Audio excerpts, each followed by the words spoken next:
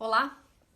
Vou continuar a leitura que eu fiz há vários dias desse livro chamado Filosofia Prática, que tem como subtítulo Ética, Vida Cotidiana, Vida Virtual, que é um livro de 2014 que saiu antes de Como Conversar com o Fascista e antecipa várias das questões que apareceram nesse outro livro.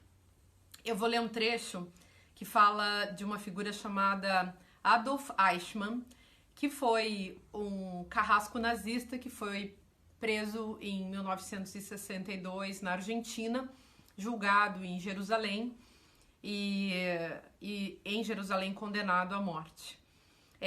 O Eichmann é conhecido por um livro chamado Eichmann em Jerusalém, escrito pela Hannah Arendt.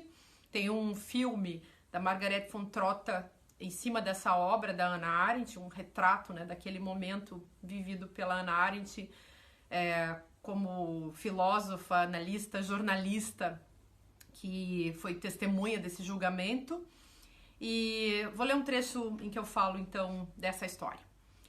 Se o regime nazista e o massacre de judeus elevado à razão de Estado era um escândalo para aqueles que confiavam tanto no mínimo bom senso quanto na mais delicada racionalidade, Eichmann completava a equação que une o universal ao particular, sendo o agente do cálculo que o poder, como universal, faz sobre as pessoas viventes particulares. Mas ele era também o representante do poder encarnado no tipo comum, na pessoa ordinária. Eichmann era um exemplo precioso porque não era um torturador como outros, nem um assassino típico. Ele era um carrasco, sim, vivo e lúcido, capaz de expor seus motivos, mas um carrasco peculiar, por isso todos estavam curiosos para conhecê-lo. Como protótipo de algum mistério que se esperava desvendar, no entanto, Eichmann foi uma decepção, pois não se via nele o louco, o sujeito maligno e cruel que se esperava que fosse. Antes, ele impressionava por uma frieza monótona e uma racionalidade despreocupada. A expectativa era grande sobre Eichmann porque havia o desejo de perscrutar seu modo de pensar, sua alma, seu desejo. E, no entanto, o que se via nele era uma espécie de carrasco de gabinete, um carrasco racional que não se envolvia com a sanguinolência do crime na prática do cotidiano. Até porque, como ele sabia, o que ele fazia, do ponto de vista da lei do Estado, naquele momento, não era crime.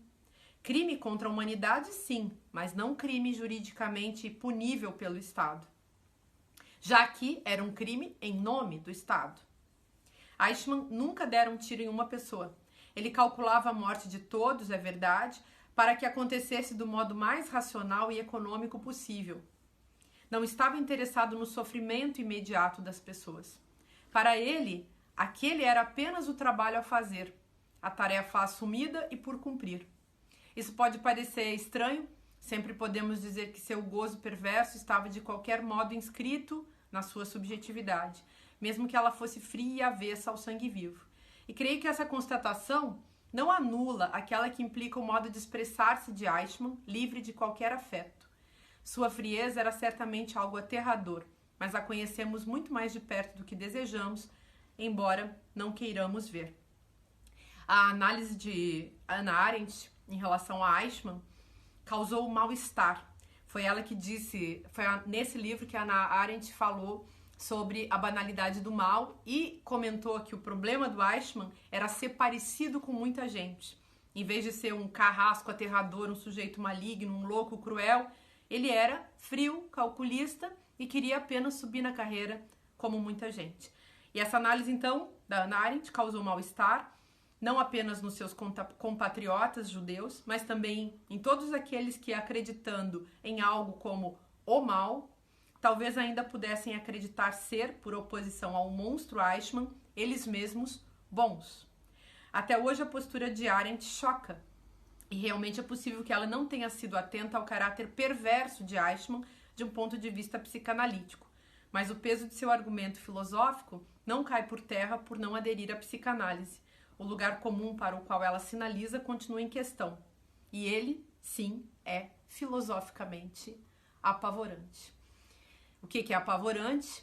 Que o mal seja banal, que ele não seja simplesmente radical, ou que o próprio mal radical, que é esse mal que visa a pura e simples destruição, que teria muito a ver com uma prática política da pulsão de morte, tal como nós vemos hoje no Brasil.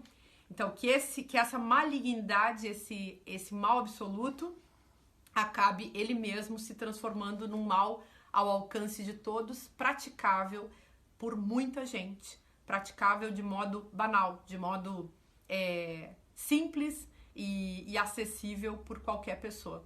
Então, essa expressão banalidade do mal vem desse livro. Aqui tem vários trechos, vários capítulos sobre essa questão, porque quando a gente fala de ética, se trata também de superar no cotidiano, na vida comum, na vida em comum, na vida que nós vivemos juntos, a chamada banalidade do mal. Então, até a próxima. Vamos continuar com a leitura num outro momento.